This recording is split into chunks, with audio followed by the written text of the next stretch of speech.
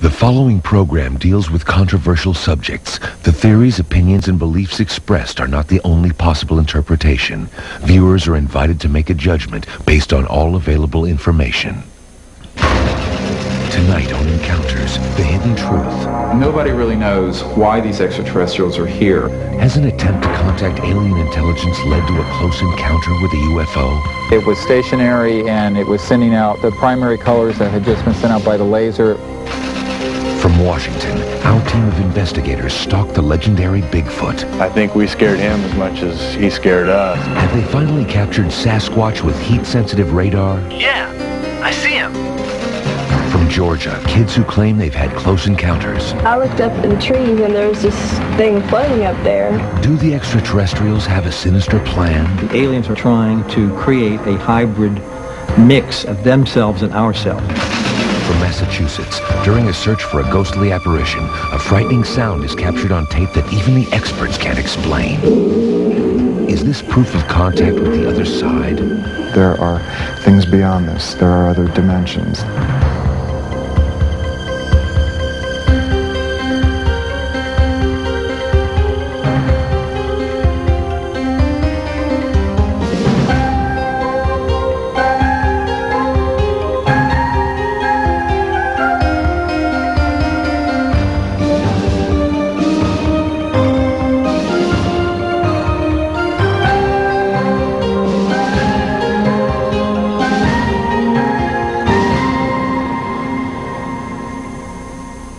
Hello, I'm John Marshall, and welcome to Encounters, the Hidden Truth.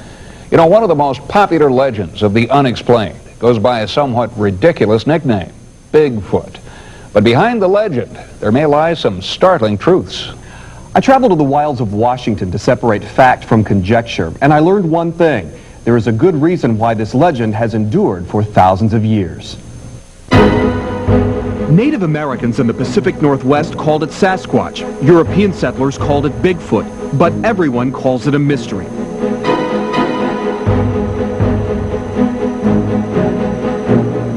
Is it possible that the missing link between man and ape roams these dense forests? To the hundreds of eyewitnesses who have seen this huge creature, the answer is a definitive yes. When I turned the headlights on him, I think we scared him as much as he scared us. It brought its hand up to block the light, let out a just scary scream. We were looking at it and our brains wouldn't register what it was because we've never seen anything like this before. When I made eye contact with it, it was not like looking at in an animal's eyes. And even though there was some distance, it was not like looking at an animal. There was intelligence there on the other side of those eyes. Although every one of these eyewitnesses describes a different sighting, every encounter shares one thing: the enormous size of the creature. He was about 8 feet tall. I weighed 200 pounds at that time, and he was a good 350 to 400 pounds heavier than me. His arms were as thick as my thigh. Eyewitness testimony may hold up in court, but science demands further evidence. And the most dramatic evidence collected to date is this film clip shot near Yakima, Washington in the fall of 1967. If it's a man in an ape suit, anthropologist Grover Krantz finds the performance brilliant, if not impossible. I went through it frame by frame, measuring everything I could on it, what the body proportions were, and I can state flatly that there is no human being alive who can fit into a costume with the dimensions that are shown there. Maybe it's a man who's got his elbows out, and that's the shoulders, but then any man of that height, the elbows are much too far apart to be measured. There's only one way you can do it. You get a 6.5 foot tall man, go 1/3 out along his upper arm, break it, and introduce a new joint. There is other evidence that Bigfoot exists: huge footprints, hair samples, and droppings. But we decided to look for fresh evidence and maybe a first-hand encounter. We decided to go to the area with the most recent and concentrated sightings, Grays Harbor, Washington, a scenic county at the base of the Olympic Peninsula. Thickly forested, it's a place where a large animal could hide for a long time. Undaunted, we put together a team of witnesses, technical experts, and trappers to see if we couldn't capture Bigfoot on videotape. The rough spots, I'd say, would be about halfway to where that clear cut is. It's 6 o'clock in the morning, the maps are being read, the strategy is being planned. This is the last step before we head into the backcountry to look for Bigfoot. The remote backwoods area we're headed for is a place where Bigfoot was spotted just 3 months ago. Our hunt is nothing new. People have been searching hundreds of years for a creature whose heritage may trace back more than 1 million. This is the jaw of the Gigantopithecus that was found in China. This is a large adult male, and it's only the tooth-bearing part of the jaw that we have. Trying to figure out what the rest of the skull would look like, I came up with this reconstruction for the skull.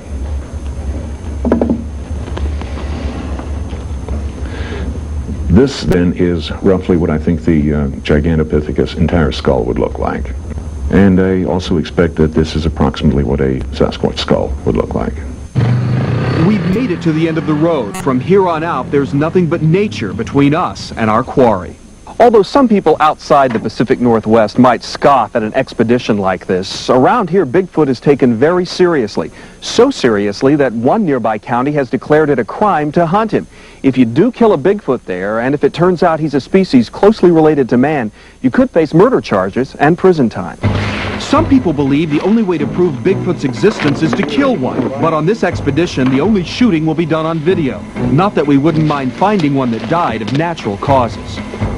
We don't believe in killing one just to prove it exists, but we hope maybe someday we'll come across skeletal remains when we're out here, or one that's recently died on its own, or something. But animals that die of natural causes aren't easy to find. If an animal dies on its own, it has the opportunity to choose a place where it dies. And these we virtually never find. Nobody's ever found a bear that died a natural death that I've been able to locate. After establishing camp, we set out to scout the area for signs of the creature. Bigfoot is probably the best-known animal in the world of cryptozoology, the study of animals that are suspected but unproven. And probably the best example of a cryptozoological animal, or cryptid, as we sometimes call them, would be the African gorilla. These were considered by the European scientists to be totally mythological beasts until the first skin and skull came into a European collection in the year 1849. Larry Lund hunted deer and elk in the woods of the Northwest for 20 years. Then he put away his guns and set out after Bigfoot. When we follow trails, and especially along the riverbeds, we look for anything that's out of the ordinary for the normal animals of the area. We look for footprints, droppings, large disturbed areas. Larry spent most of his time searching for tracks along a nearby creek. Here we have it's probably a doe track. Yeah, it is a doe track. These leaves being pressed inside it. It made me curious why they were stuck down the ground, but it is just a doe track. He found plenty of deer and elk tracks, but nothing out of the ordinary. Meanwhile, Forester Wayne Moore and former Sheriff's Deputy Fred Bradshaw led me into the high country. Later that afternoon, we found something unusual. You see something? This is an impression right here. Yeah. That's a good possible right here. You got the toes, the cut edges along here for the heel. And that'd be at least a good 14-inch track. And given what we see here, I mean, what does it tell us about the stride? In terms of the height, of the bigness of the animal? Well, if you allow that is a track, then you've got a 6-foot stride. And a 6-foot stride would be extraordinary. Would it help to make a cast of this? Yes, it would show with when you pour a casting of it, it'll pick up more of the foot impression if it is anything at all. We use a plaster that is easy to mix and quick to harden. The entire process took about 20 minutes. This one's not probably one of the best ones that they've ever had, but it appears that it does have toes in it. There's 1, 2, 3, 4, and then it appears to be a large one over on this side. Maybe, but the tracks led nowhere, and a few footprints made in mossy ground were not the definitive proof we were looking for. Stalking Bigfoot is no easy game. He's proven himself to be an extremely elusive quarry. To catch him on tape, we've devised a trap that includes everything from tripwires and motion detectors to floodlights and video cameras. Now, everything is set to work automatically, but we'll also rig an alarm that will alert us to Bigfoot's presence. Sasquatch researcher Todd Nice staked out a rock quarry near our base camp. Bigfoot purportedly has been seen digging up rodents on a couple of occasions. First, he laid bait. If we had it in one piece, it'd probably be gone in 2 seconds, but if we break it up, it gives them a reason to hang around a little bit. The strategy here is to lure the creature within range of our infrared sensors and floodlights. It's my hope that the shock of the lights may give us an extra 10-15 second filming time. He also set traps in the forest nearby. Immediately around my bivouac site, I will have some trip wires, which will also set off a high-pitched beep should we get anything right in the campsite itself. Yet another kind of trap would illuminate any large animal entering the area. The Native Americans who lived in these forests were very familiar with the creature. Physical anthropologists studied the stone carvings they left behind. It's not any of the animals that's normally encountered in the area. Because the Indians carved representations of all the animals that we know. This one appears to be ape-like. The only explanation that anyone's been able to come up with is whoever carved this was familiar with the face of something like a Sasquatch. When an alarm sounded later that evening, Todd was there within seconds. Something definitely hit it, because when I found it, it was pulled up here. Something had to have struck this trip line pretty good. Pretty elusive, whatever it was. The rest of the night was a waiting game. Ultimately, it became clear that no one was taking our bait. But the hunt wasn't over yet. It's now 5:30 in the morning, and we're about to catch up with the linchpin of our operation. It's a Bell Jet Ranger helicopter specially equipped with infrared heat-seeking instruments. If Bigfoot is anywhere near here, the chopper will detect his body heat. The crew will then radio us of his position and continue to track him from the air until we can catch up with him. Are the ground conditions cool enough for you down here? Are there any problems with that? Yeah, this is optimum conditions for infrared. Yeah, optimum. Coordinating their movements with the team on the ground, the helicopter crew covers a 25-square-mile grid. Any warm-blooded animal in the area should register on the cockpit monitor. Looks pretty sterile right now. Okay, we'll check down the drainage. At first, the woods look empty. But a few minutes out, we see a warm area in the brush where a large creature seems to have been bedded down for the night. It can't be far away. And then we spot something alive in the underbrush. It looks tall, and it's huge. Right 60 degrees. Right 60 degrees. Okay, I'm going to swing around to the right, and maybe we can identify them. They're directly below us on the right side. The two of them standing together, barely moving. The remainder of our aerial search uncovers plenty of elk, but no evidence of Bigfoot. But that doesn't necessarily mean he isn't out here. Obviously, if the animal is well hidden, the infrared can't pick them up in a cave or under a very dense tree cover. If Bigfoot does live in the thousands of square miles of forest that make up the Pacific Northwest, we'll need more resources to spot him. But our trip wasn't for nothing. When you're dealing with this type of phenomenon, you're not seeking final answers. You're seeking increments in the puzzle, small pieces, small bits. And consequently, anything that you develop is more than you had before. Now, Russell, I can well understand how a live Bigfoot would elude trackers, but all creatures have to die sometime, so where are the bones? Well, John, you'd really have to travel these woods to appreciate just how immense they are. If we assume that Bigfoot is the ultimate endangered species, there may be only a handful left alive. The odds of finding bones are stacked against us. The proverbial needle in a haystack. We'll be right back.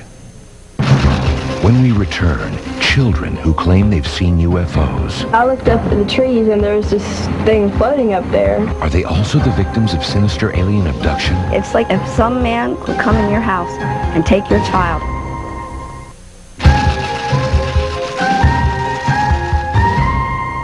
An ideal UFO witness would have good eyesight, no financial agenda for making a story up, and no preconceptions. For these reasons, reliable UFO witnesses are not always easy to find. You know, John, that's true, but maybe people have been looking in the wrong places. Recently, as part of our ongoing investigation, Encounters went looking in the right place and spoke with children who are convinced they saw a UFO. Here's our story. For more than 4 decades, children have been reporting UFO sightings. These wide-eyed observers offer a unique perspective on this unusual phenomenon. And it came this way. And then, first it was going real slow, and then it just took off. Boom! There's two of them up there. Hold on. Look at them, flashing. They're flashing. Hampton, Georgia is a small town near Atlanta. Hello. It was in this well-kept trailer park that a group of ordinary school children encountered a UFO.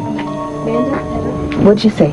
I looked up at the trees and there was this thing floating up there. I saw something up there and I didn't quite know what it was, and I asked Shannon, I said, what is that? And she said she don't know. And I hollered at Chris.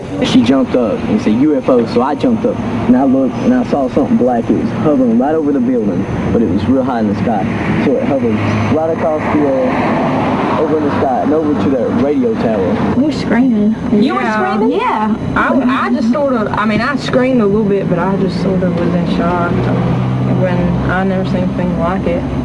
This incident was investigated by Michael Norris, an Air Force veteran and chief editor of UFO Encounters. Now, this craft that they described, is this a craft that you've had reportings of before in this area? What's interesting is when we started to report about this particular sighting, and we actually published some of the pictures and drawings that the children had made, I got some calls from people from other parts of the country saying, you know, we've seen this come up before. We have people who say they've also described this same shape, size, with the lights, but yet when you go to officials, whether the FAA or your military bases or the airports, that there is nothing in conventional aircraft that we know of that could explain what it is they saw. The UFO vanished within seconds, but these children will feel the effects of this encounter for a very long time, and more than one will bear the scars of public ridicule. So when you walked into the school and you saw the principal and the teachers laughing at the children's experience, how did you feel? Made me mad. Made me very mad. I saw that principal laughing at those kids and joking around, and I asked him, I said, look at these kids. Can't you tell by looking at them there's something wrong? Sighting a UFO and being ridiculed for reporting it is upsetting enough for a child. What's far worse is a close encounter of a different kind, alien abduction. Justin, a 10-year-old living in Lancaster, Pennsylvania, describes his first alien encounter. I fell asleep, and then I woke up a little bit later early in the morning, and I saw these gray beings. And I was just laying there. Then I felt like a device, something around my wrists, my neck, and my ankle. For children who've always relied on adults to protect them, these encounters can be traumatic, but kids aren't the only ones affected. Their parents suffer just as much from feelings of helplessness and fear. Having your child abducted is terrifying no matter who or what is doing it. It's like any other abduction, If some man or some guy with a ski mask would come in your house and take your child, the only difference between your child and mine is mine comes back. When we come back, the terrifying stories of children who are convinced they have been abducted by aliens. Stay with us. When we return, what sinister plan do the extraterrestrials have for our children? The aliens are essentially trying to create a hybrid mix of themselves and ourselves. Our startling investigation continues next. Many children are convinced they have seen UFOs, and a few of these witnesses also believe they have been abducted by aliens. Author Bud Hopkins was one of the first researchers to investigate the abduction phenomenon, and he believes these children are among the most credible witnesses he has ever interviewed. From the Midwest to New York, these stories of alien visitations are strikingly similar. Manhattan-based writer Bud Hopkins has researched thousands of alleged alien abductions. What has emerged through many, many cases is the idea that the aliens are essentially trying to create a hybrid mix of themselves and ourselves. They're interested in our DNA, our genetic makeup, and beyond that, they're interested in our personalities, our affection for our children, our love for one another, a whole kind of range of what we think of almost the most human characteristics we have emotionally. One of his most remarkable cases is that of John Cortelia, an 11-year-old boy from New York's Lower East Side. When it happened, I had woke up from my sleep and I had the sudden urge to look out the window in my living room. So I got out of my bed and I just, went into my living room. I looked out the window and I saw something emerging from the water. So I didn't know what it was. I just watched it as it came toward my window. And as my mother passed me, I was screaming and she didn't even hear me. So this thing just pulled me through the window. John claims that these aliens took him aboard a UFO. They just took me into the door and I was just laid down onto my stomach looking out these windows. I do remember some sort of a scraping with a sort of long rounded object, sort of like a knife, scraping me or scratching me with it, trying to hurt me or something. I woke up the next morning like it was a dream, only though I knew it wasn't a dream. Skeptics claim that abduction stories are the product of a child's active imagination, but Bud Hopkins has developed an elaborate system of tests to prove these skeptics wrong. I developed the Hopkins image recognition test a number of years ago because I felt that a projective test based on simple images and checking the child's response would be a very viable way of looking into their experiences. So I show these children first Santa Claus, and we go through Batman and clowns and police and so on. When we come to the alien out of 10 pictures, which is very neutral, we just listen to what the child says, how the child responds. I have seen a child absolutely fold up in tears, hide herself in her father's lap crying, "I don't want that man in my dreams. That's the man who takes me away." Fortunately, these traumatized and bewildered families have the support of concerned experts. Newport Beach, California is the home of Dr. Deborah Trincala. She specializes in the counseling of alien abductees. I think it's very important that we look at children who've had anomalous experiences in the following way. We need to listen to them. We need to understand that from their world, they don't have a handle on what's happened. They need to have a sense of control over their lives to the degree that they can handle that. That's part of their development. And so we have to be attentive to that need. If these encounters are the results of some bizarre alien experiment, why are our children being targeted? And when these children grow up, how will the experiment be concluded? All we and they can do is wait. Now, Sandra, you'll have to admit that most children have pretty active imaginations, and you put that together with all the TV they watch. John, that may be true to some degree, but it's wrong to assume that children would go out of their way to make these kinds of stories up. In fact, joining us tonight are 3 cases in point. They are members of the UFO Investigators and Other Strange Phenomenon Club, all the way from Virginia. They are Wesley Frank, Jonathan Pine, and Kevin Trobaugh. Welcome. Now, you just saw a story. Those children sighted a UFO, told their friends at school, and were ridiculed. They were laughed at. Do you guys believe in UFOs? Oh, yeah. If you do see a UFO, what do you do as investigators? We ask people of that area where we saw it if they saw the same thing. What do you say to kids who say, "Oh, you're making it all up"? Kevin? Well, maybe they don't believe in UFOs, but we do, and we think we saw one. So, we tell them, and if they don't believe us, they don't believe us. Right. What about you, Wesley? If I believe there's, UFOs and stuff, then that's all that matters to me.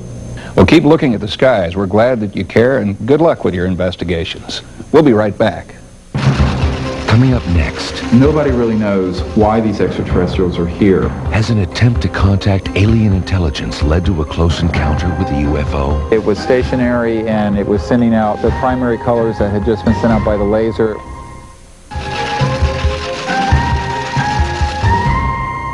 Have you ever wondered what you would do if you saw a UFO? Would you have the presence of mind to observe closely, or would you take off in the opposite direction? Well, the Center for the Study of Extraterrestrial Intelligence knows what they would do. Their motto could be taken from the Boy Scouts: be prepared.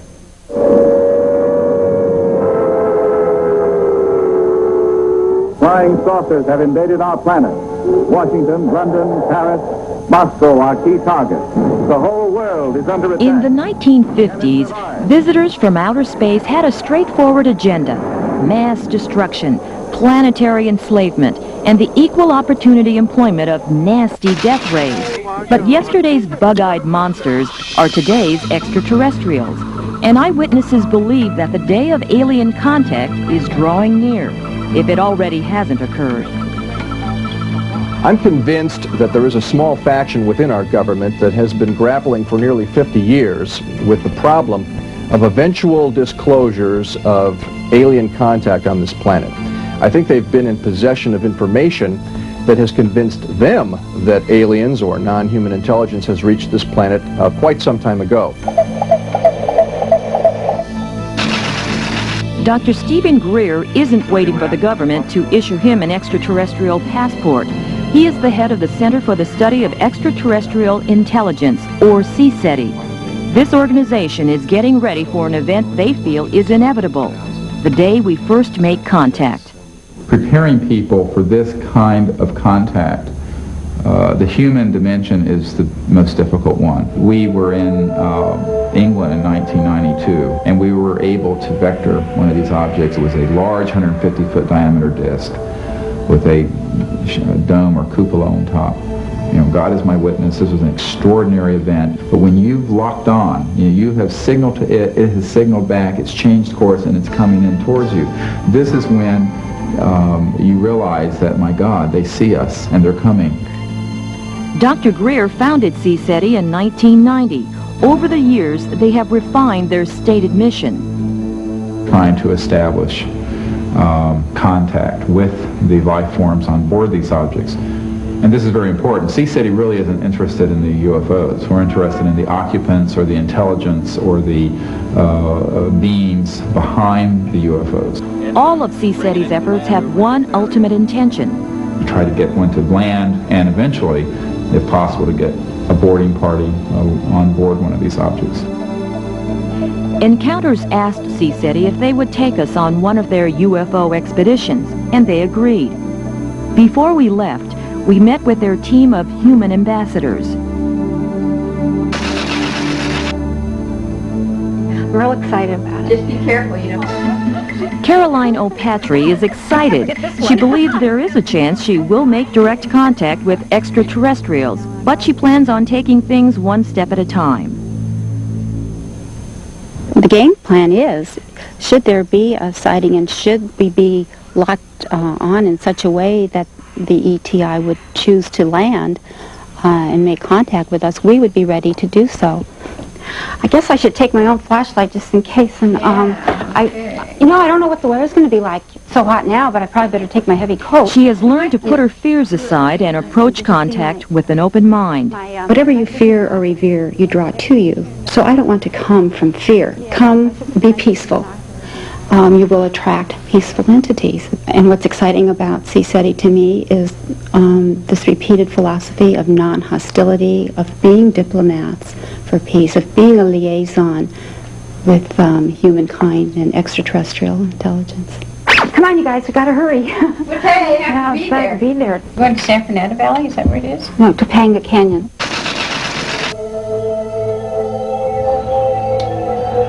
Am I emotionally prepared to go on board a UFO? I don't know. I like to think that I am. But then again, I know, because of the people I've talked to, that seeing a UFO is not always fun. It's scary. For so long, I had thought that UFOs weren't real. I thought they were figments of people's imaginations. That for me to suddenly reverse my opinions caused literally a breakdown in my whole system of beliefs. And it wasn't fun. I eventually had to face the fact that UFOs were here. Nobody really knows why these extraterrestrials are here. However, there's not a scintilla of evidence that their net motives for being here are hostile or oriented towards harming life on this planet. We are now, I think, in the process of looking at the world differently. We're beginning to see everything interconnected. And that's not just on this earth, it's the whole universe. CSETI wants the government to release all information about alien encounters. The idea behind Project Starlight is to brief leaders in society and to encourage them to try to bring out the definitive evidence which we believe exists and to finally confirm the fact that we have detected extraterrestrial life forms. Why would the government cover up alien contact? I think they're coming from a mentality that arose in the mid-40s when we actually believed we were being invaded from space.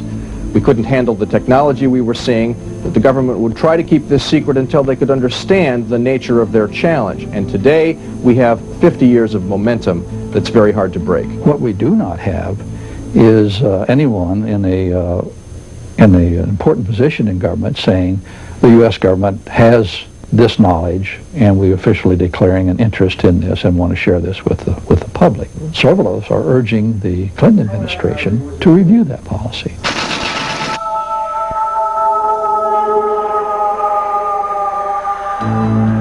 Meanwhile, emotions were high as we reached our contact site. God, this is a great location. How did you happen to choose it? It's an open area, meaning that you have good visibility of the sky, and in addition to that, we've got some good areas where we can land out, put out landing beacons.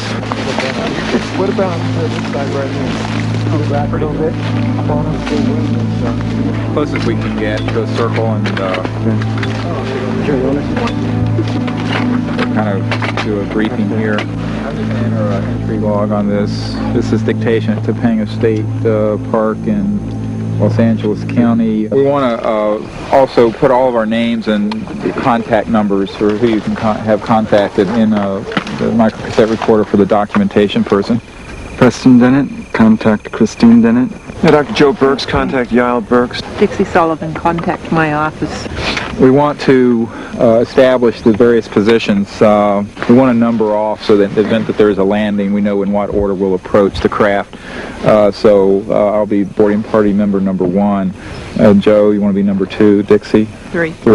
The last thing we want to do at this point is to determine where the landing site should be in the event that we're able to vector a craft in at close range. Everyone has arrived here at Topanga Canyon, and there's a real sense of excitement in the air. The CSETI members are preparing their laser lights, audio equipment, telescopes, and binoculars, and in a few minutes, we'll start signaling. If we're lucky, something out there just may answer our call. So what we're going to do is project these tones with a radio transceiver.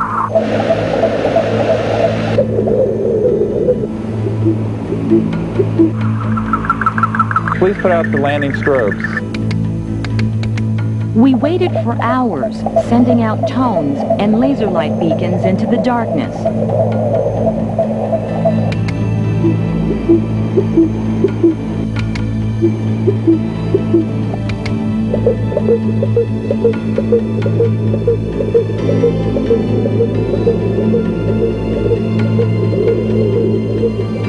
Then suddenly, someone spotted a strange light. But before we could turn on our camera, it disappeared. But moments later, it reappeared on the horizon. Oh, there it is again. It's back again. There it is again. Very bright colors, the same one, the same red and green the laser was putting out.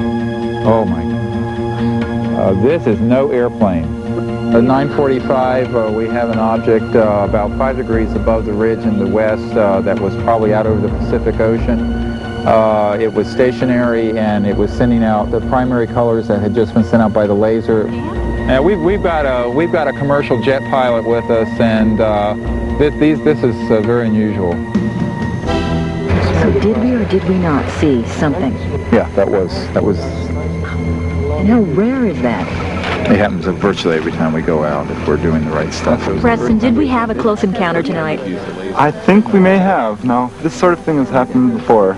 And of course, we prefer to call them unknowns, unless if we're up close in a metallic ship. That would be a different story. But nevertheless, it's exciting, and I'm pleased. This is your first time? What was it like? This is my first time with this. Oh, it's excellent. I want to stay here all night. I don't want to leave. I want to see what that was over there. We saw something tonight. We don't know what it was, but as long as human beings claim to be meeting extraterrestrials, CSETI will be trying to make contact. Most of us already know that we're not alone in the universe.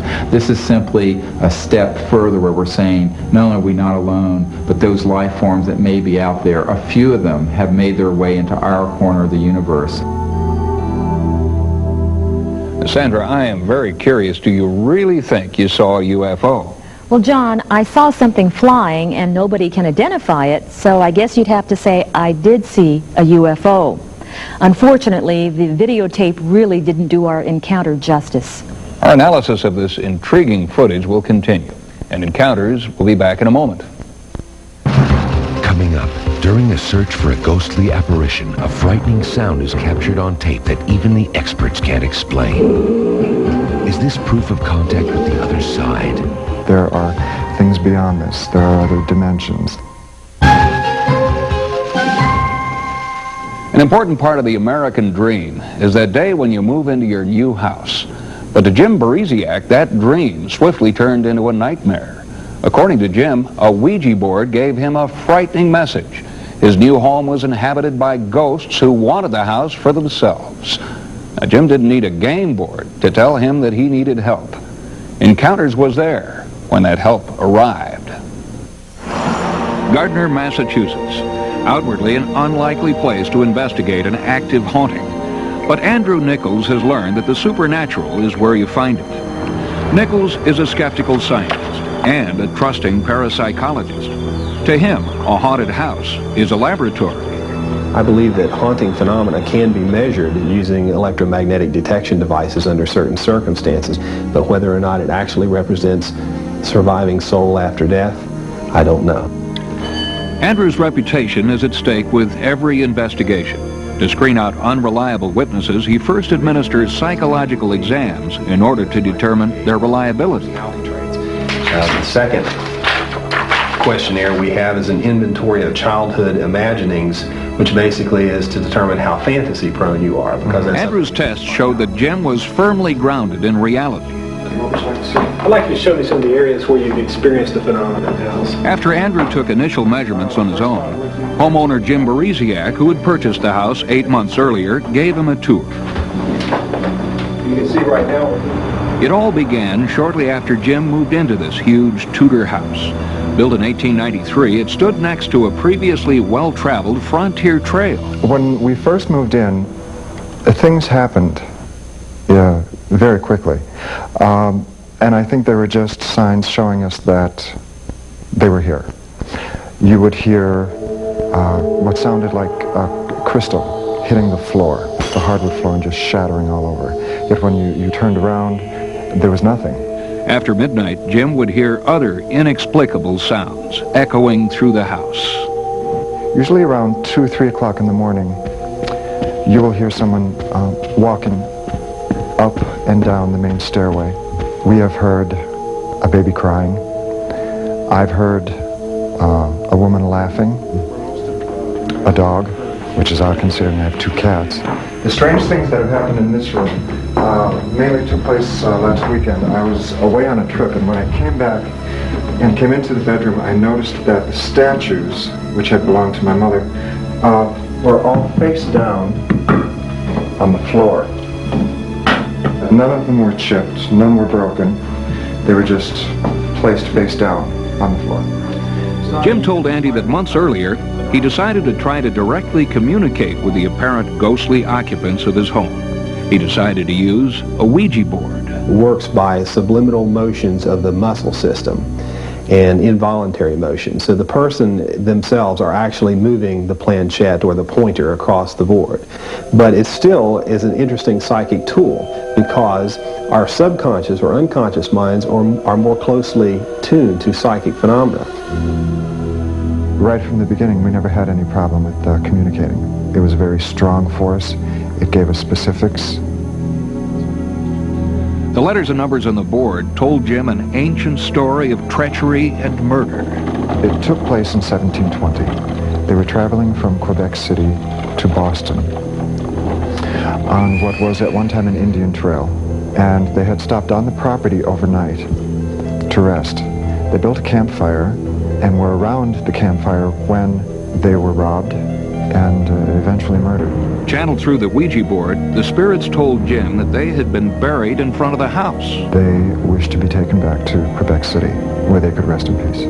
I want to help them. And I think in helping them, I'll help myself. Because then the house will be mine. Praying that he could find their remains, Jim and a couple of friends searched for the bones. But they found nothing. Desperate, Jim went looking for outside help. That help arrived with Andrew Nichols. Andrew continued his electromagnetic search for some hard facts, and his meters uncovered the kinds of phenomena often associated with hauntings. I think some of the fields that we've discovered in this house are extremely significant, particularly the one at the base of the stairs, which was a mobile field. It actually was a moving electromagnetic field, and that cannot be explained by any normal environmental cause that I'm aware of. At this point in the story, Encounters became directly involved in this electronic gathering of evidence. During a routine screening of the tapes containing Andrew's interview, we noticed something that had gone unnoticed by the 5 people who were present at the time. A strange growl that appeared between interview questions. We couldn't explain how it got there, so we sent the tape out for analysis.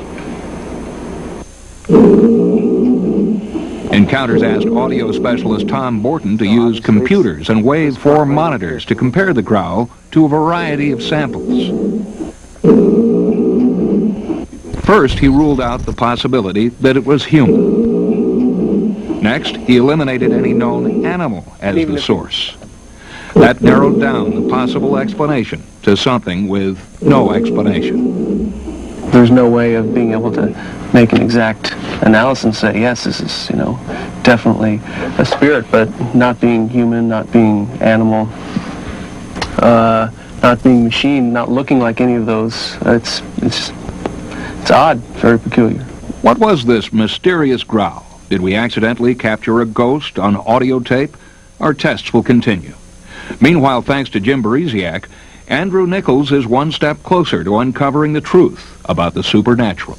My opinion, based on the limited amount of time I've had, I do think that this would qualify as being a genuine haunting. I think that all this is not something that's supernatural. It's an aspect of nature that we just don't understand yet. And that eventually, through parapsychology, these phenomena will be brought within the realm of mainstream science, and we will understand it. The lesson that I'm learning here is that this isn't all of it.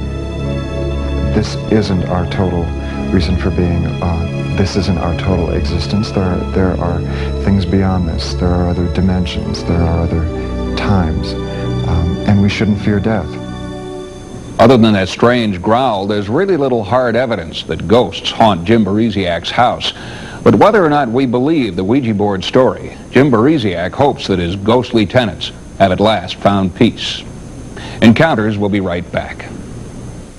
If you would like to contact us here at Encounters, write to Encounters, P.O. Box 36B47, Los Angeles, California, 90036. To contact us by phone, call 213-525-1UFO. That's 213-525-1836. Or to contact us online, visit the Encounters forum on CompuServe by typing Go Encounters or the following number. And thank you for your interest in Encounters. It's been said that the finite mind cannot hope to understand the infinite. The stories we've seen this evening illustrate the truth in that saying. And we hope that we've given you something to think about and helped you come closer to unraveling the hidden truth. I'm John Marshall. Good night.